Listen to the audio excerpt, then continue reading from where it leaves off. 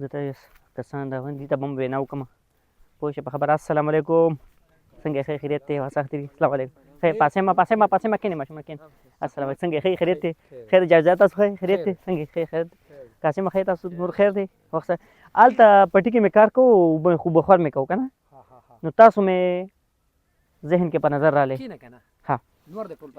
ها نو تاسو مې ذهن کې په نظر رالی، نو ما یاره دې ته ورشم وینا ورته وکړم، ځکه ګاونډي انسان نو خامخا تاسو لکه زموږ ګاونډي هغه زموږ کور دی، ادې خو هغه ګټر سره ستاسو کور دی، نو ما چې راشه وینا وکړې یاره هغه ګټر خوا ته چې اوس هم تېرېږم ما ته ته رایه چې قاسم خامخا ګټر ستاسو کور سره دی که نه.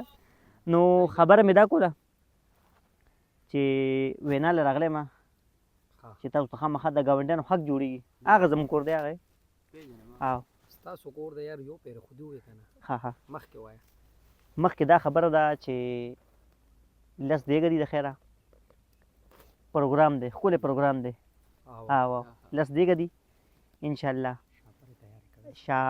او بیل چې دی نو 10 میخې دي، 10 میخې هم پکې دي.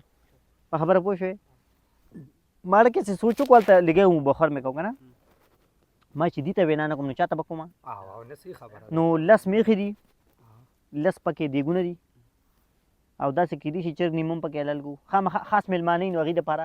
صحیح خبره ده. او نو هلته مې وبخور کړی هغلته مخکې وایه یاره وبخور خو دې وکړو یو پېره.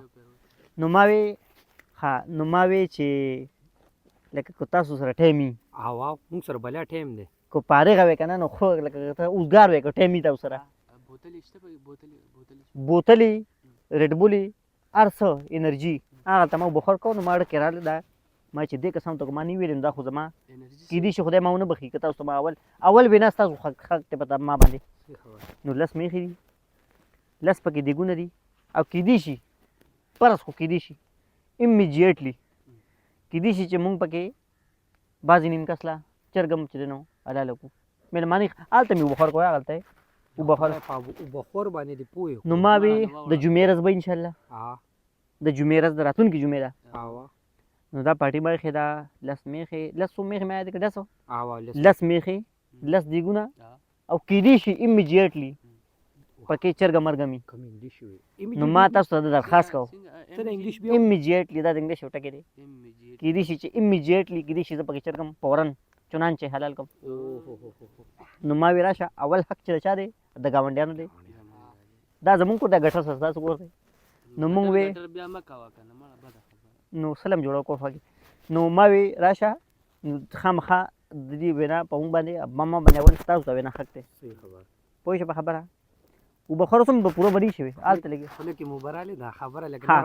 نو خبره دا ده د جمعې ورځ ده راتلونکي جمعې ورځ باندې انشاءالله یو هفته پس انشاءالله ورځ دې ما هفته هم نه ده نو بس راتلونکي دې ورځو پس انشاءالله د جمعې په ورځ نن خو نن جمعه وه که نه جمعې مونځ هم وکړو جمعې مونځ وکړو که نه وکړو جمعې مونځ تاسو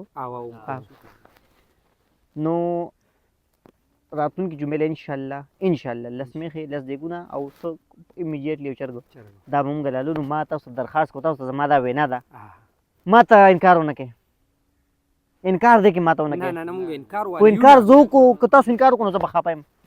او خبر دا ده چې مهرباني به وکړئ د الله د رضا لپاره تاسو ما دا پارټي ایښې ده زم چې تاسو هم ځان له داسې یو پارټي کېدی کور کې دا شان شیان تاسو هم حلال کړئ نو ډېره به ښه وي ځکه کله کله دا جمعې پر ورځ ښه وي دا پروګرام موږ ته وینا کې ست راته کې ته خو موږ ته پارټي تاسو هم کېدی نو زما نه چل زده کوې که نه پوه شوې راتلونکي جمعې له خو لږې مبارله تېرې شوې نه نو تاسو تا موږ ته ست ونه کړو ست خو ما کوو خو لکه دغه ست و که نه